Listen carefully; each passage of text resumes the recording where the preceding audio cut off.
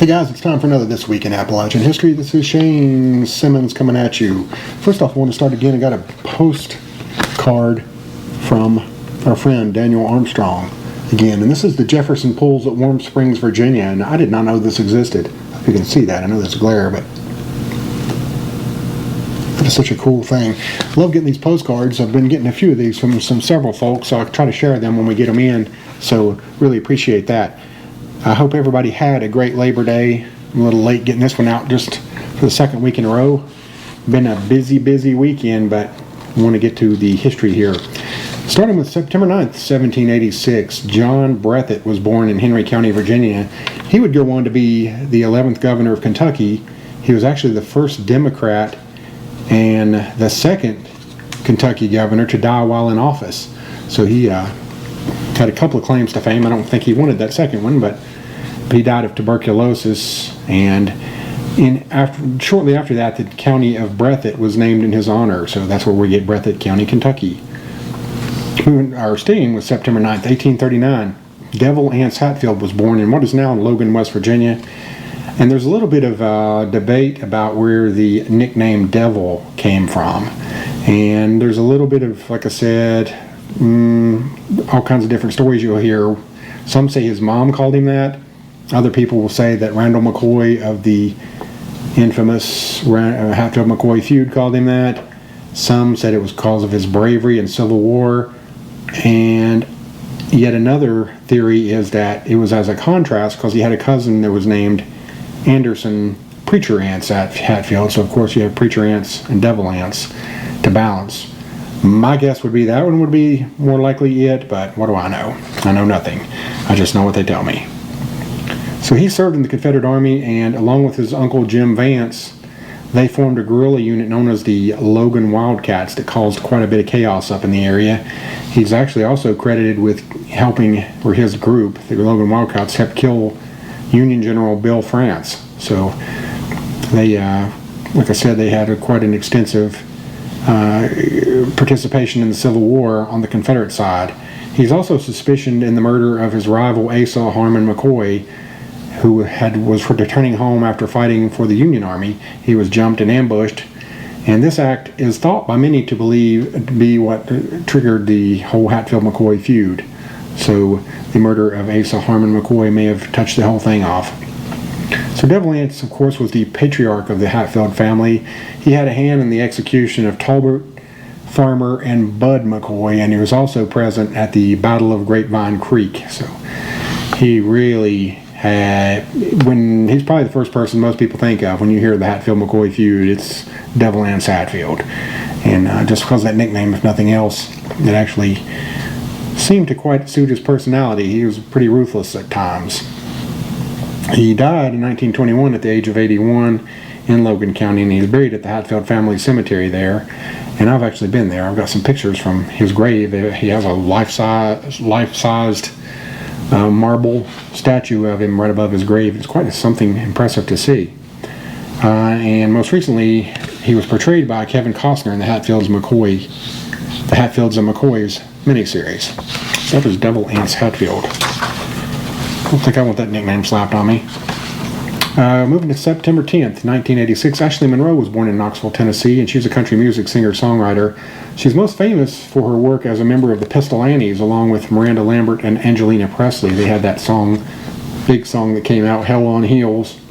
She also sang the song Bruises with Pat Monahan, who was the lead singer of the rock group Train. And she, unfortunately, was recently diagnosed with a really rare form of blood cancer, so we wish her well and sent her prayers and for speedy recovery from that. So that's Ashley Monroe. Now, September 11th, 1845, Benton McMillan was born in Monroe County, Kentucky, and he became the 27th governor of Tennessee. He's best remembered for his unsuccessful attempts to create a federal income tax while serving in Congress. His efforts led to a Supreme Court decision, Pollock versus Farmers Loan and Trust Company, which declared federal income taxes unconstitutional, which I couldn't agree with more. As a matter of fact, I would put Benton McMillan as my least favorite Appalachian that I've learned about so far. He's right up there. Benton, bleh. Don't like you at all. Tax this. September 12th, In 1931, a man was born by the name of Bill McKinney in Chattanooga, Tennessee. And he's a character actor. He actually appeared in 7 different Clint Eastwood films, and he was also one of the crazy mountain men in the movie Deliverance. He, as bad as that role was, and I despised him as that mountain man, I actually hated him even worse because he portrayed Captain Terrell in the Clint Eastwood film The Outlaw Josie Wells, and that guy was nothing but a scumbag.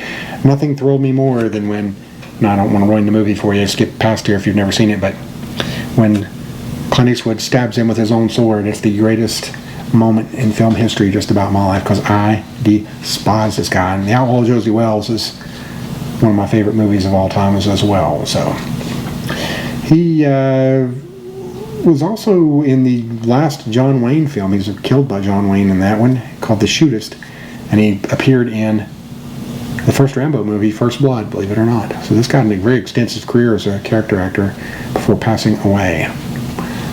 September 12th, 1934, Glenn Jeep Davis was born in Wellsburg, West Virginia, and he was a 3-time Olympic gold medalist in hurdles and sprinting.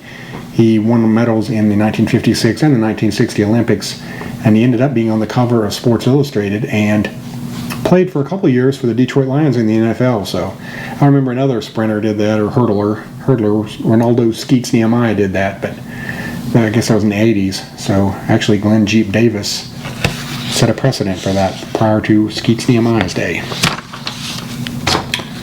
I think I'll skip this one to last because it's a good one. September 12th, 1993, Kelsey Ballerini was born in Mascot, Tennessee, which is just a little bit outside of Knoxville. She was a country and pop singer-songwriter. She's actually had 4 number 1 hits. Love Me Like You Mean It, Dibs, Peter Pan, and Legends. And most shockingly to me, I would have bet that my house on the fact that she was a contestant on American Idol. I don't know why I thought that. And it was funny because when I pulled up researching her, one of the first things that come up was, no, Kelsey Ballerini was not on American Idol or The Voice. She's never been on either one of them as a contestant. Now, she did serve as a coach on The Voice a couple of seasons, or helped with the coaching, but she never did that. She's just a great country singer-songwriter who came up the right way, I guess.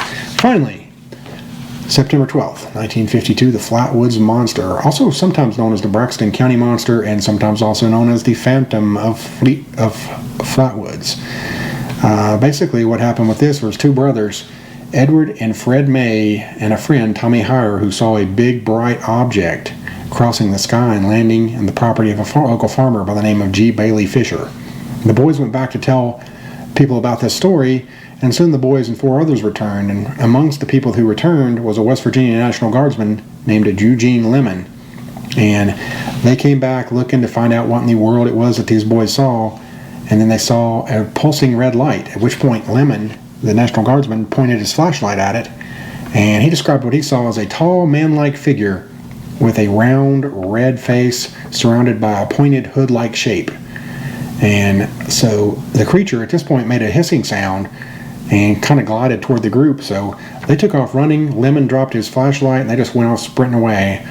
And the group also described smelling a really pungent mist, and even some of the boys were nauseated. So several various explanations have been tried to be offered over the years to explain away what this was. Nothing really conclusive has been determined, although a lot of them tried to claim it was a barn owl, but don't know. And the town has actually embraced it, and they've even erected a sign saying, "This is Welcome to Flatwoods, home of the Green Monster." And they even celebrate it during their Flatwoods Day Festival. So that is the story of Flatwoods Monster, and that is the end of This Week in Appalachian History. Hope you guys enjoyed that. I really enjoyed this week because there are so many different things. See you guys next week, and it's not a holiday weekend, so maybe you'll get out closer to being on time. We can always hope anyway, can't we? Thanks.